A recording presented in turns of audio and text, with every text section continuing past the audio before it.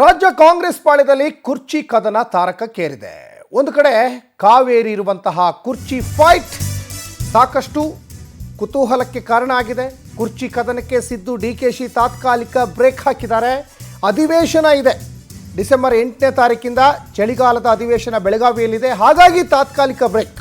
ಬೂದಿ ಮುಚ್ಚಿದ ಕೆಂಡವಾಗಿದೆ power sharing fight ಅನ್ನೋದು ಇಲ್ಲಿ ಸ್ಪಷ್ಟವಾಗಿ ಗೋಚರ ಆಗ್ತಾ ಇದೆ. ಒಗ್ಗಟ್ಟಿನ ಮಂತ್ರವನ್ನು ಜಪಿಸಿ ಫುಲ್ ಸ್ಟಾಪ್ ಅನ್ನ ಸಿಎಂ ಮತ್ತೆ ಡಿಸಿಎಂ ಇಟ್ಟಂತೆ ಕಾಣಿಸ್ತಾ ಇದೆ. ಯಾವುದೇ ಭಿನ್ನಾಭಿಪ್ರಾಯ ಇಲ್ಲ ಅಂತ ಸೈಲೆಂಟ್ ಆಗಿದ್ದಾರೆ. ಸಾಕಷ್ಟು ಲವಲವಿಕೆಯಿಂದನೇ ನಿನ್ನೆ ಎಲ್ಲ ಡಿ ಕೆ ಶಿವಕುಮಾರು ಸಿಎಂ ಎಲ್ಲರೂ ಕೂಡ ಭಾಳ ನಮ್ಮಲ್ಲಿ ಯಾವುದೇ ರೀತಿಯಾದಂಥ ಗೊಂದಲ ಇಲ್ಲ, ನಾವು ಯಾವುದೇ ರೀತಿಯಾದಂತಹ ಒಂದು ಗೊಂದಲಕ್ಕೆ ಎಡೆಮಾಡೇ ಕೊಡೋದಿಲ್ಲ ಅನ್ನುವಂತಹ ದೃಷ್ಟಿಕೋನದಲ್ಲಿ ಮಾತಾಡ್ತಾ ಇದ್ರು. ಹಾಗಾದರೆ ನಾವು ಒಗ್ಗಟ್ಟಾಗಿದ್ದೀವಿ ಅನ್ನುವಂತಹ ಒಂದು ಸಂದೇಶವನ್ನು ವಿಪಕ್ಷದವರಿಗೆ ತೋರಿಸಲಿಕ್ಕೆ ನೀವೇ ಬ್ರೇಕ್ಫಾಸ್ಟ್ ಮೀಟಿಂಗ್ ಮಾಡಿದ್ರಾ ಅನ್ನುವಂತಹ ಒಂದು ಅನುಮಾನವೂ ಕೂಡ ಕಾಡ್ತಾ ಇದೆ. ಈ ಬಗ್ಗೆ ಹೆಚ್ಚಿನ ಡೀಟೇಲ್ಸನ್ನು ನಮ್ಮ ಪೊಲಿಟಿಕಲ್ ರಿಪೋರ್ಟರ್ ಆನಂದ ನಂದಗುಡಿ ಕೊಡ್ತಾ ಹೋಗ್ತಾರೆ. ಆನಂದ, ಕಳೆದ 2.5 ವರ್ಷದಿಂದನೂ ಕೂಡ ನಾಯಕತ್ವ ಬದಲಾವಣೆ ಮಾತುಗಳು ದೊಡ್ಡ ಮಟ್ಟದಲ್ಲಿ ಕೇಳಿ ಬರ್ತಾ ಇತ್ತು. ಆದರೆ ನಿನ್ನೆ ಬ್ರೇಕ್ಫಾಸ್ಟ್ ಮೀಟಿಂಗ್ ನಂತರ ಸಾಕಷ್ಟು ಕುತೂಹಲ ಕೆರಳಿಸ್ತಾ ಇರೋದು, ನಮ್ಮಲ್ಲಿ ಯಾವುದೇ ರೀತಿಯಾದಂಥ ಗೊಂದಲ ಇಲ್ಲ, ನಾವು ಒಗ್ಗಟ್ಟಾಗಿದ್ದೀವಿ, ಮುಂದಿನ ಚುನಾವಣೆಯನ್ನು ಎದುರಿಸ್ತೀವಿ ಅನ್ನುವಂಥ ಮಾತನ್ನು ಹೇಳ್ತಾ ಇದ್ರು. ನಾಯಕತ್ವ ಬದಲಾವಣೆ ಬಗ್ಗೆ ಯಾವುದೇ ರೀತಿಯಾದ ಸುಳಿವು ಕೊಟ್ಟಿಲ್ಲ. ಏನು ಈ ಕುತೂಹಲ, ಈ ಮುಂದೆ ಏನಾಗ್ಬೋದು, ಇವೆಲ್ಲ ಬೆಳವಣಿಗೆಗಳು ಯಾವ ಒಂದು ತಿರುವು ಪಡ್ಕೊಳ್ಬೋದು ಅಂತ? ಸಚಿನ್, ಪ್ರಮುಖವಾಗಿ ಸಿಎಂ ಮತ್ತೆ ಡಿಸಿಎಂ ಇಬ್ಬರು ಕೂಡ ನಿನ್ನೆ ಪ್ರೆಸ್ ಮೀಟ್ ಅನ್ನ ಮಾಡಿ ಬ್ರೇಕ್ಫಾಸ್ಟ್ ಅನ್ನು ಕೂಡ ಮಾಡಿದ್ರು. ಆ ಸಂದರ್ಭದಲ್ಲಿ ನಾವು ಇಬ್ಬರು ಕೂಡ ಒಗ್ಗಟ್ಟಾಗಿದ್ದೀವಿ ಅನ್ನೋ ಒಂದು ವಿಚಾರವನ್ನ ಅವರು ರವಾನೆ ಮಾಡಿದ್ರು. ಆದ್ರೆ ಅಲ್ಲಿ ಪ್ರಮುಖವಾಗಿ ಇವರಿಬ್ಬರ ನಡುವಿನ ಒಂದು ಆಂತರಿಕ ಅಂತರ್ಯುದ್ಧ ಏನಿದೆ ಇದು ಹಾಗೇ ಇದೆ, ಬೂದಿ ಮುಚ್ಚಿದ ಕೆಣದಂತಾನೆ ಇರತಕ್ಕಂಥದ್ದು. ನಿನ್ನೆ ಒಗ್ಗಟ್ಟಿನ ಮಂತ್ರ ಜಪ ಮಾಡಿದ್ರು ಕೂಡ ಈ ಕಡೆ ಕುರ್ಚಿಯನ್ನ ಉಳಿಸ್ಕೊಳ್ಳೋದಕ್ಕೆ ಸಿಎಂ ಸಿದ್ದರಾಮಯ್ಯನವರು ತಮ್ಮದೇ ಆದಂತ ಕಾರ್ಯತಂತ್ರಗಳನ್ನ ಮಾಡ್ತಾ ಇದ್ದಾರೆ. ಆ ಕಡೆ ಡಿ ಕೆ ಶಿವಕುಮಾರ್ ಅವರು ಕೂಡ ಹೈಕಮಾಂಡ್ ಮೇಲೆ ನಿರಂತರವಾದಂತ ಒತ್ತಡ ಆಗ್ತಕ್ಕಂಥ ಪ್ರಯತ್ನಗಳನ್ನು ಕೂಡ ಮಾಡ್ತಾ ಇರ್ತಕ್ಕಂಥದ್ದು.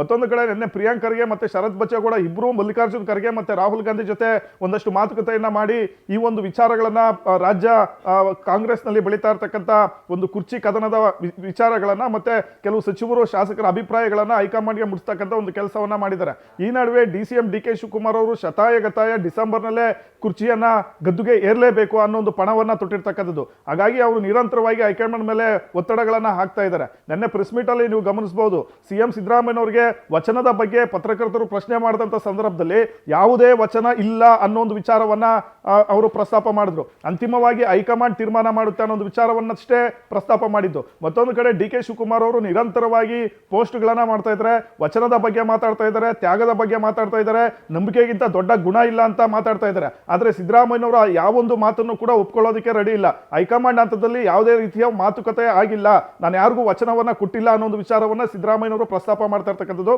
ಆ ಮೂಲಕ ಹೈಕಮಾಂಡ್ ಮೇಲೆ ಸಿಎಂ ಸಿದ್ದರಾಮಯ್ಯನವರು ಕೂಡ ಒತ್ತಡವನ್ನ ತರ್ತಾ ಇದ್ದಾರೆ. ಶಾಸಕರು ಸಚಿವರ ಅಭಿಪ್ರಾಯಗಳನ್ನು ಕೂಡ ತಾವು ಆಲಿಸಬೇಕು, ಅವರ ಒಂದು ಅಭಿಪ್ರಾಯ ಅಂತ ನಡೆದುಕೊಳ್ಬೇಕು ಅನ್ನೋದು ನಿಟ್ಟಿನಲ್ಲಿ ಹೈಕಮಾಂಡ್ ಮೇಲೆ ನಿರಂತರವಾದಂತಹ ಒಂದು ಒತ್ತಡನೂ ಕೂಡ ಸಿಎಂ ಸಿದ್ದರಾಮಯ್ಯನವರು ಆಗ್ತಾ ಇರತಕ್ಕಂಥದ್ದು. ಹಾಗಾಗಿ ಈ ಕುರ್ಚಿ ಬೇಗುದಿ ಏನಿದೆ ಇದು ಸದ್ಯಕ್ಕೆ ತಾತ್ಕಾಲಿಕವಾಗಿ ಒಂದಷ್ಟು ವಿರಾಮ ಬಿದ್ದಿರಬಹುದು. ಆದ್ರೆ ಡಿಸೆಂಬರ್ನ ಅಧಿವೇಶನದ ನಂತರ ಇವರಿಬ್ಬರ ನಡುವೆ ನಡೀತಕ್ಕಂಥ ಕದನ ಏನಿದೆ ಇದು ಮತ್ತಷ್ಟು ಜೋರಾಗ್ತಕ್ಕಂಥ ಸಾಧ್ಯತೆ ಇದೆ. ಜೊತೆಗೆ ಶಾಸಕರ ದೆಹಲಿ ಪೆರೇಡ್ ಕೂಡ ಮುಂದುವರಿತಕ್ಕಂಥ ಸಾಧ್ಯತೆಗಳು ಹೆಚ್ಚಾಗಿದೆ. ಸಚಿನ್.